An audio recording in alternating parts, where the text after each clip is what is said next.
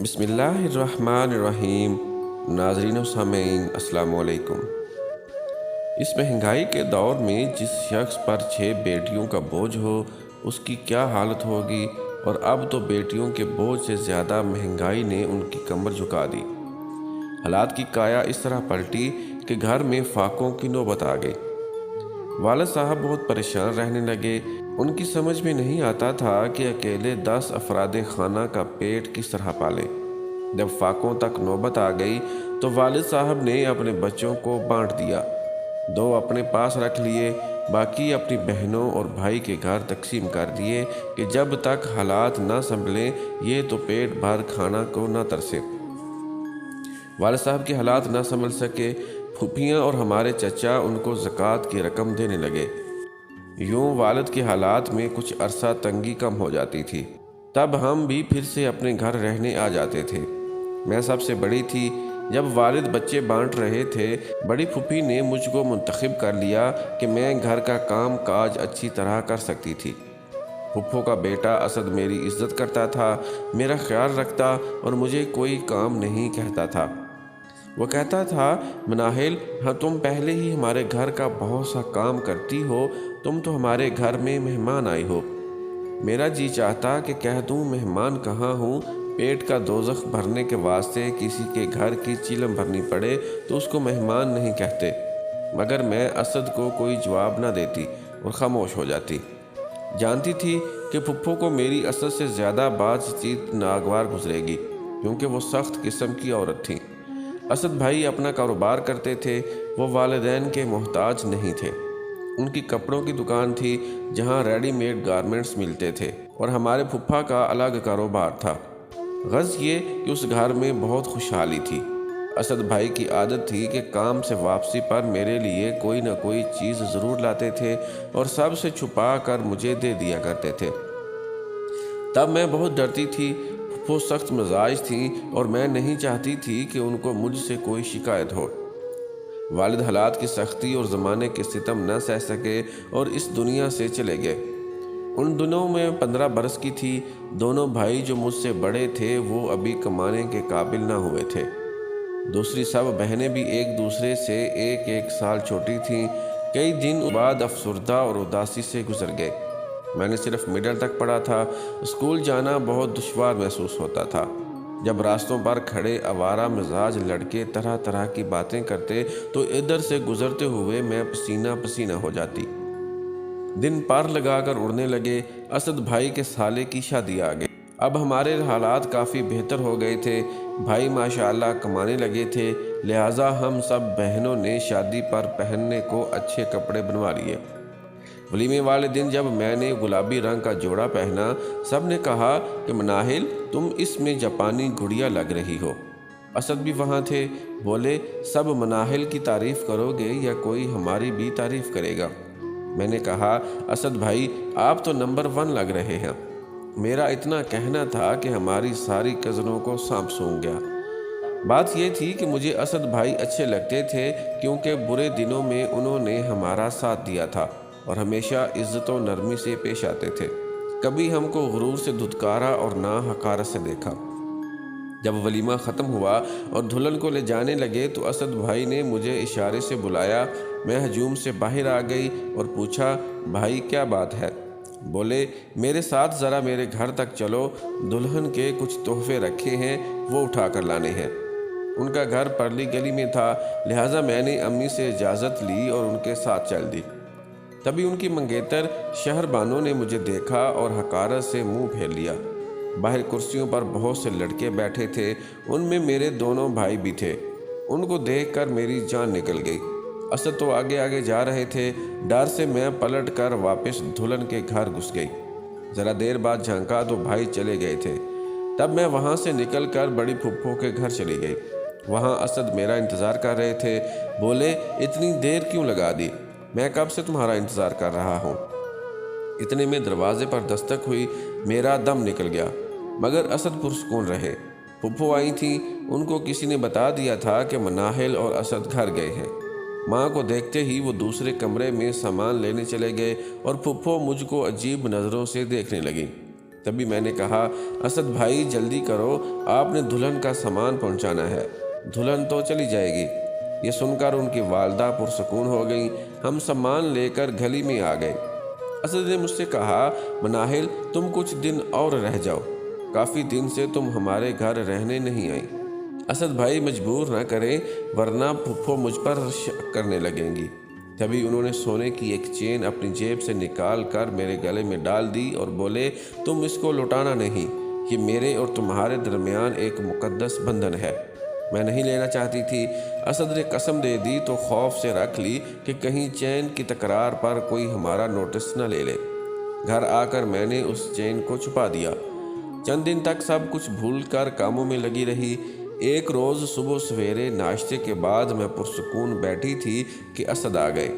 حیران ہوئی کہ اتنے سویرے آئے ہیں۔ کہا کہ رشی کو لینے آیا ہوں۔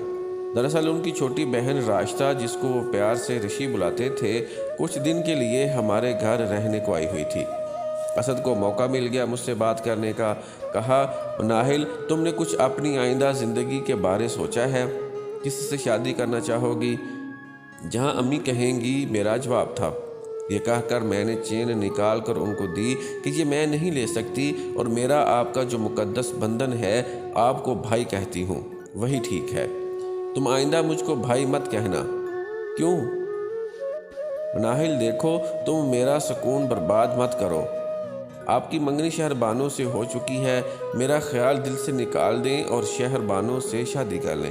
وہ بھی میری پھوپھی کی بیٹی ہے اور آپ کی، بس اسی کے بارے میں سوچیں۔ ہم سب خاندانی جال میں الجھے ہوئے ہیں اور نہیں نکل سکتے، نہ ہی میں سارے خاندان سے ٹکر لے سکتی ہوں۔ خدا جانے اس کو کیا سوجی، میرے ہاتھ سے سونے کی چین لے کر دوبارہ میرے گلے میں ڈال دی۔ کہا کہ وہ بچپن میں میری منگیتر تھی، اب نہیں ہے، اب تم میری منگیتر ہو۔ میں اپنی ماں سے خود بات کر لوں گا، تمہیں صرف میرا ساتھ نہ ہوگا۔ ڈر سے میں رونے لگی۔ خیر اس نے مجھے منا لیا۔ امی اس وقت چھوٹی بہن کو اسکول چھوڑنے گئی ہوئی تھیں، بھائی کام پر اور رشی سو رہی تھی۔ تبھی اسد کو مجھے اتنا کچھ کہنے کا موقع مل گیا۔ میں نے سوچا بھی نہ تھا کہ کبھی اسد مجھ سے شادی کا کہے گا۔ محبت پھر شادی، ایسی باتوں کے سوچنے کی گنجائش میری زندگی میں نہیں تھی۔ اب میرا سکون تہ و بالا ہو گیا۔ اسد نے مجھے کس راہ پر لگا دیا تھا۔ پہلی بار احساس ہوا کہ میں کس حال میں الجھ رہی ہوں۔ سارا دن بھوک نہ لگتی تھی، میری حالت عجیب ہونے لگی۔ رات کو بھی چین کی نیند نہ سو پاتی۔ اسد سامنے آتا تو میرا رنگ اڑ جاتا، خوف زدہ ہو کر اس کا منہ تکنے لگتی۔ تب وہ کہتا، مناہل تم اتنی معصوم ہو کہ تم کو محبت کرنے والوں سے بھی ڈر لگتا ہے۔ ایک دن اسد آیا، امی سے کہا کہ گھر کے تھوڑے سے کام نپٹانے ہیں، ماں نے مناہل کو لینے مجھے بھیجا ہے۔ اماں نے مجھ کو اس کے ساتھ بھیج دیا۔ پھپھو نے مجھے نیچا دکھانے کے لیے بلایا تھا اور مجھ سے ایک نوکرانی کی طرح خوب کام لے رہی تھی، مگر اسد کی ہمدردی اور تسلی میرے ساتھ تھی۔ وہ کہتا، ڈر کر مت رہا کرو، دیکھ لینا ایک دن میں تم کو اپنے گھر میں عزت کا مقام دلا کر رہوں گا اور تم ہی اس گھر کی مالک ہوگی۔ میں تو اپنے مرحوم ابو کی خاطر سب دکھ سہ رہی تھی۔ پھپھو نے اس وقت مجھے اپنے گھر میں رکھا تھا جب پیٹ کی آگ بجھانے کو غربت سے مجبور ہو کر ابو نے اپنے بچے بہن بھائیوں کے گھر تقسیم کیے تھے اور میں بڑی پھپھو کے حصے میں آ گئی تھی۔ آج پھپھو مجھ سے پوچھ رہی تھی کہ تم نے شادی میں گلابی قیمتی جوڑا کیوں سلوایا تھا؟ تمہارے پاس اتنے پیسے کہاں سے آ گئے؟ لگتا ہے حرام کی کمائی منہ کو لگ گئی ہے تم لوگوں کے۔ یہ سنتے ہی آنکھوں سے آنسو رواں ہو گئے۔ میں خاموشی سے کام کر رہی تھی، اتنے میں اسد کی بہن جہاں آرا آ گئیں۔ کہنے لگی، مت رو باجی، امی کی تو یوں ہی بولنے کی عادت ہے، وہ بھی اپنے بھائی کی طرح میری ہمدرد تھی۔ میں نے کہا، جہاں آرا تم جانتی ہو نا کہ میرے بھائی اب کمانے لگے ہیں اور وہ ہمارے لیے کتنی محنت کرتے ہیں، ان کی کمائی حرام کی نہیں ہے، وہ تو اتنی محنت سے کماتے ہیں کہ وقت سے پہلے بوڑھے ہو گئے ہیں۔ میں جانتی ہوں مناہل، وہ بولی، آپ دل میلا نہ کریں، مگر مجھ سے رونا ضبط نہ ہو رہا تھا۔ شام کو اسد دکان سے آیا تو میری آنکھیں سرخ ہو رہی تھیں۔ سمجھ گیا کہ کوئی بات ہوئی ہے۔ کہنے لگا، لگتا ہے آج اتنا روئی ہو کہ تمہارے آنسو ہی ختم ہو گئے ہیں۔ تبھی جہاں آرا نے بھائی کو بتا دیا کہ آج امی نے مناہل سے ایسی بات کہی ہے۔ وہ ماں سے کچھ کہنے جانے لگا تو میں نے روک لیا، قسم دی کہ پھپھو سے کچھ مت کہنا ورنہ وہ عمر بھر مجھے اس گھر میں برداشت نہ کر سکیں گے۔ اسد نے اپنے چھوٹے بھائی فہد سے کہا کہ مناہل نے جوڑا خریدنا ہے، کل تم اس کو میری دکان پر لے آنا۔ یہ اور جگہ سے کیوں خریدے، ہماری دکان سے کیوں نہ خریدے؟ دراصل ان کی والدہ نے مجھے جوڑے کا تانا دیا تھا تو وہ اپنی دکان سے جوڑا تحفے میں دے کر میری دلجوئی کرنا چاہتے تھے۔ تبھی جہاں آرا بولی، باجی آپ فہد کے ساتھ کل بھائی کی دکان پر چلی جانا، میں نے امی سے کہہ دیا ہے کہ مناہل جوڑا خریدنے کو گھر سے پیسے لائی ہے۔ جہاں آرا کے اصرار پر میں فہد کے ساتھ ان کی دکان پر گئی۔ رش تھا۔ اسد نے کہا، فہد تم گاہکوں کو دیکھو، میں نے مناہل کے لیے جوڑا پچھلی دکان میں رکھ دیا ہے۔ وہ اس بات کو نہ سمجھ سکا اور گاہکوں کو مال دکھانے لگا۔ اسد مجھ کو دوسری چھوٹی دکان میں لے آیا جو ان کی بڑی دکان کے پیچھے تھی۔ وہ مجھ کو گفٹ دکھانے لگا اور اچانک میرا ہاتھ اپنی آنکھوں سے لگا لیا۔ اسی وقت فہد دکان میں آ گیا۔ میں گھبرا گئی اور اپنا ہاتھ کھینچ لیا۔ وہ دکان سے باہر چلا گیا۔ میں روحان سی ہو گئی۔ اسد نے تسلی دی کہ فہد امی جان سے کچھ نہ کہے گا، اگر کہہ بھی دیا یہ ہمارے حق میں اچھا ہوگا۔ میں چاہتا ہوں کہ امی کو اس بات کا پتہ چل جائے تو میں ان کو تم سے شادی کے لیے کہوں۔ اسد مجھے گھر لایا تو تینوں پھوپھیاں اکٹھی تھیں اور فہد بھی موجود تھا۔ سب کو ساتھ دیکھ کر میری جان نکل گئی۔ وہ آپس میں میرے بارے میں باتیں کر رہی تھیں۔ اسد نے مجھ کو دلاسا دیا، گھبرانا مت۔ میں نے سلام کیا۔ انہوں نے سلام کا جواب کیا دینا تھا، سب کی سب مجھ پر برس پڑی۔ ایسی باتیں سنائیں کہ میرا کھڑا رہنا مشکل ہو گیا۔ سب سے بڑی بات یہ تھی کہ ہم بہن بھائی ان کی زکوٰۃ پر پل کر جوان ہوئے تھے، لہٰذا زبان نہیں کھول سکتے تھے۔ اسد خاموش نہ رہ سکا۔ اس نے ماں اور خالاؤں کو خاموش ہو جانے کو کہہ دیا۔ تب شہر بانوں کی امی یعنی میری منجلی پھوپھی کہنے لگیں، اسد تیرے یہ کرتوت تھے تو میری بیٹی سے منگنی کیوں کی تھی؟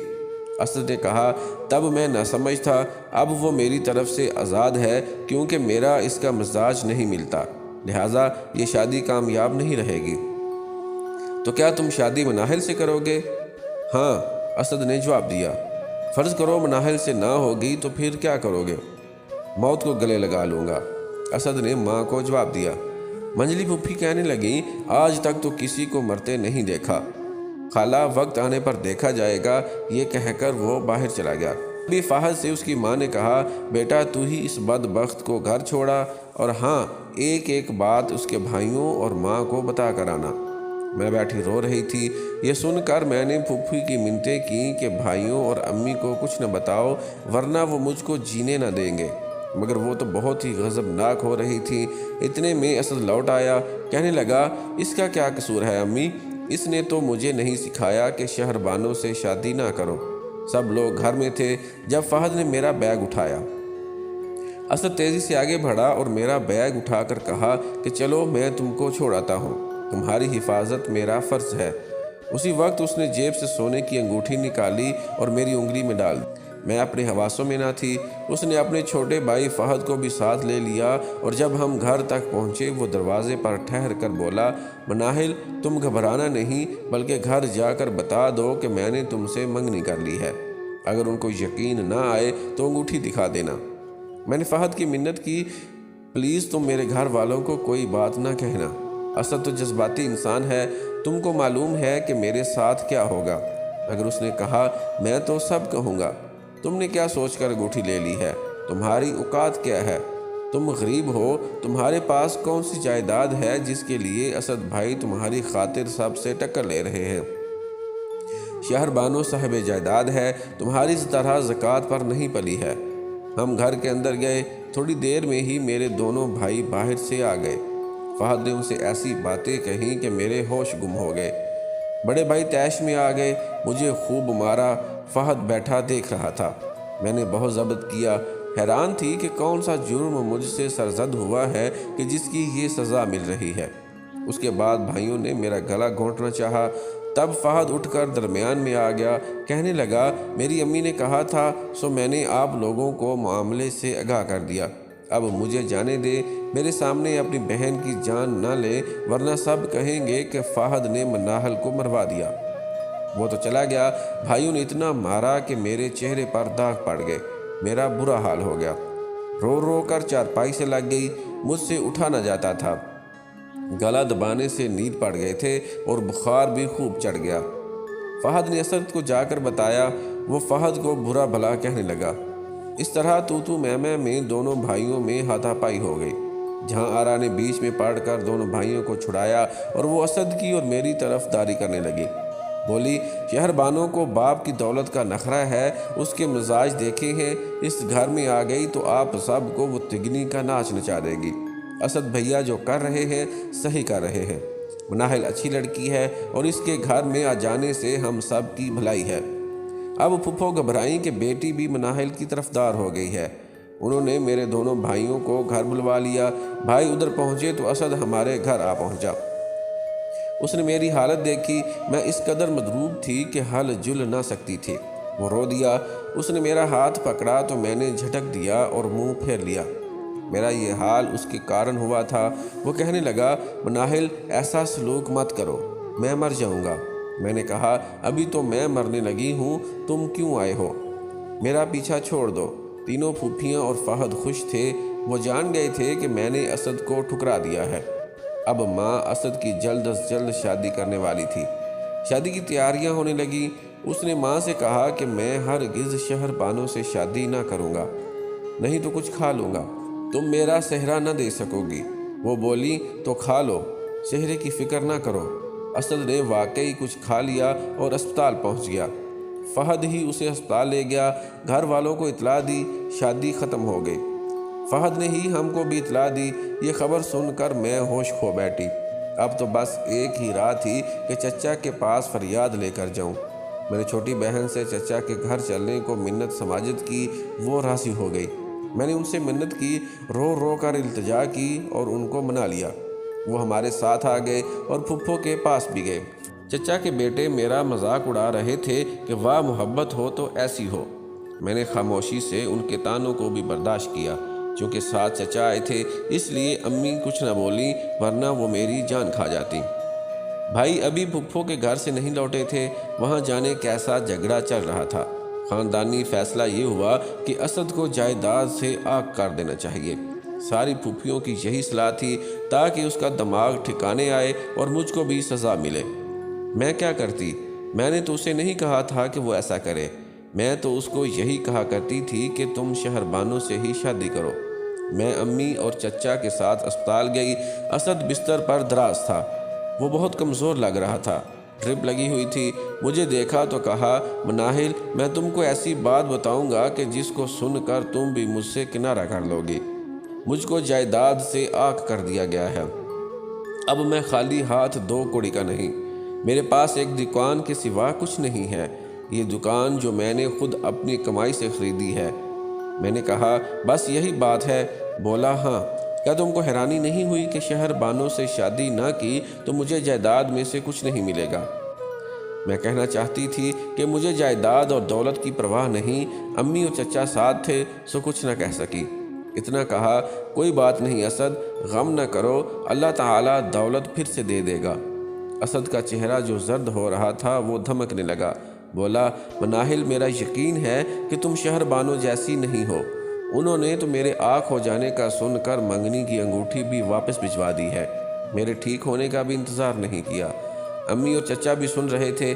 چچا نے کہا، فکر نہ کرو، تمہارے پاس اپنی ایک دکان تو ہے نا، پھر کیا غم، مرد اپنی محنت سے دوبارہ جائیداد بنا لیا کرتے ہیں، دل چھوٹا نہ کرو۔ اس پر اسد گویا ہوا، ماموں میں ٹھیک ہو کر آپ کے پاس رہوں گا، کیوں نہیں میں خود تم کو اسپتال سے گھر لے جاؤں گا۔ چچا اس کو اسپتال سے اپنے گھر لے گئے، پھر وہ وہیں دھلا بنا۔ بڑی مشکلوں سے وہ دن آیا۔ شادی والے دن چچا اسد کی ماں کو منا کر لائے، وہ گھڑی بھر کو آئیں اور نکاح کے بعد چلی گئیں۔ سب نے کہا، چلو ان کا اتنا آنا ہی غنیمت جانو، بعد میں مان جائیں گی۔ اسد نے میرا گھونگھٹ اٹھا کر کہا تھا، مناہل اب تک تو تم نے سہ لیا، مگر اب کوئی ظلم تم پر نہیں ہونے دوں گا۔ اسد کی محبت کتنی مضبوط تھی، اس نے میری خاطر جائیداد، گھر بار سب کچھ چھوڑ دیا تھا۔ مجھ کو اس پر ناز تھا، میرا دل اس دن خوشی سے معمور تھا۔ پھر ہم نے اپنا گھر بنا لیا، چھوٹا سا خوبصورت سا۔